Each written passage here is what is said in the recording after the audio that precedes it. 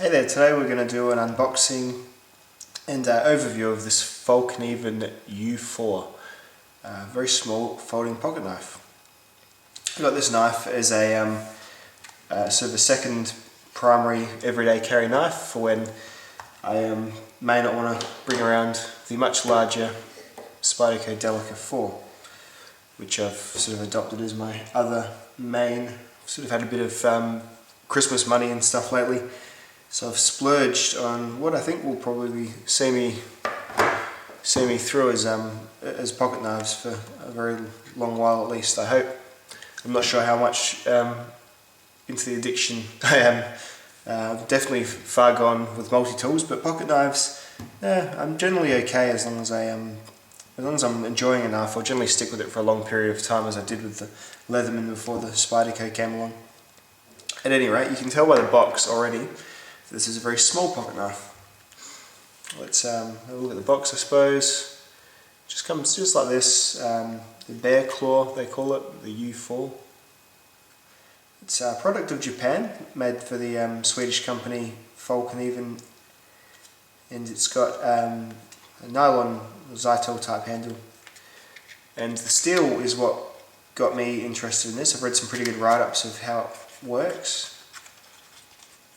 It's a type of laminated layered steel, a bit like VG10. This is called super gold powder steel, and that's what makes the knife blade of this knife a bit more special than lots of other small folding pocket knives.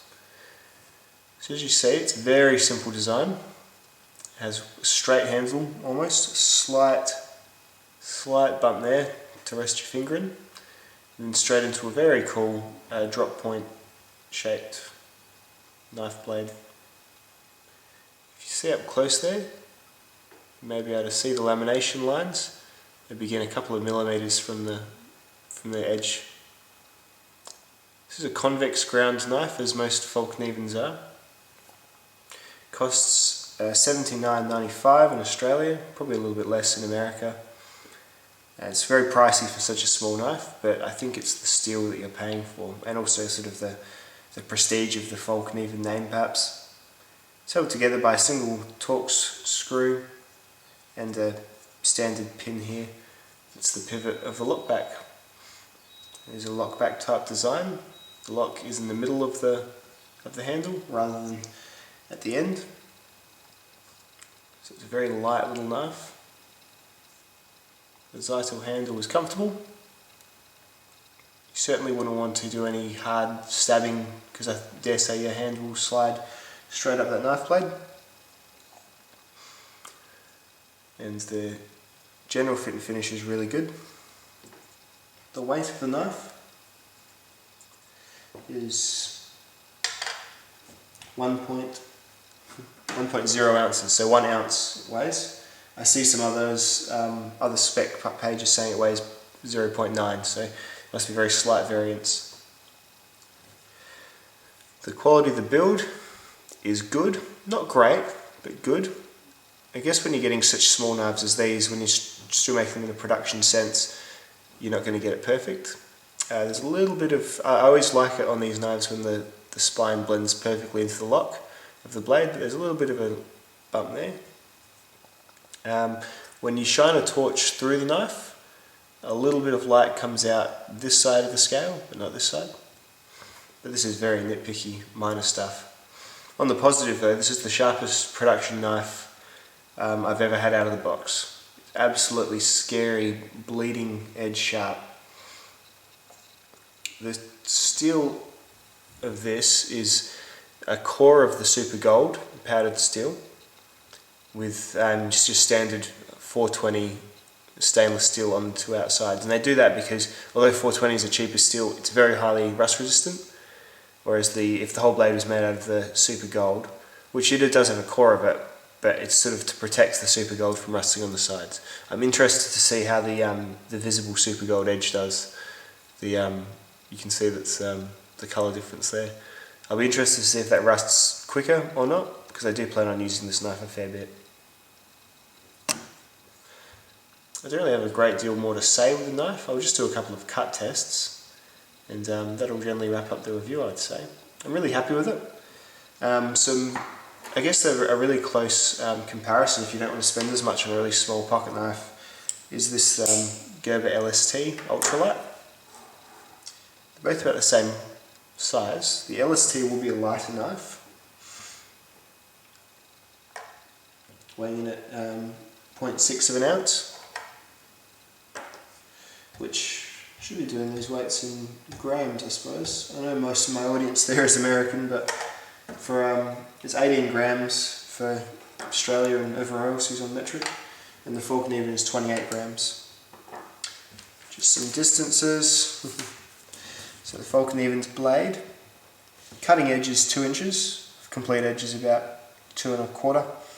Whole blade is 5 inches long, and centimetre wise it's so a 5 centimetre cutting surface for a whole blade of about 12.5 centimetres. I'll just do a couple of cut tests and then that'll be that. So we need to remove this lanyard from my K55K. So.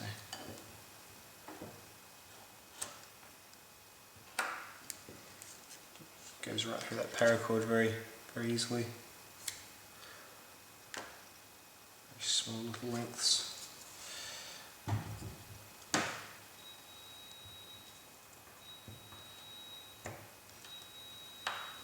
Just a bit of a push cut there.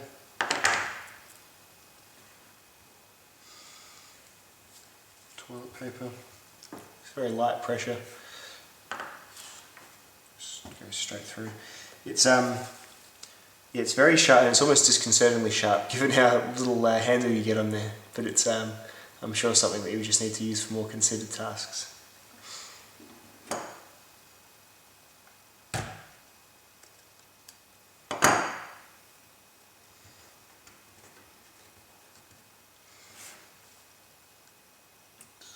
Grotty old paracord, but make a lanyard out of fluoro green paracord, you soon live to regret it. Picks up just about every grotty thing you ever touch it with.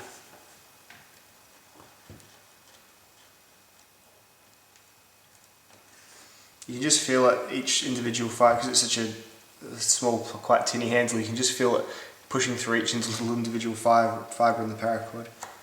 It's quite impressive. So overall, very happy with my Fallkniven U2. If that is a sort of knife that appeals to you, something to have perhaps on a more special occasion, or something you're more likely to be using in front of other people, you don't mind if it's not, one hand opening like the Spyderco. A bit more of a gentleman's folder perhaps. I'm really fond of the Fallkniven U2 for that purpose, and I think you might be as well. You know by the appearance if it's something that appeals to you, so I can certainly vouch for the quality, out of the box sharpness,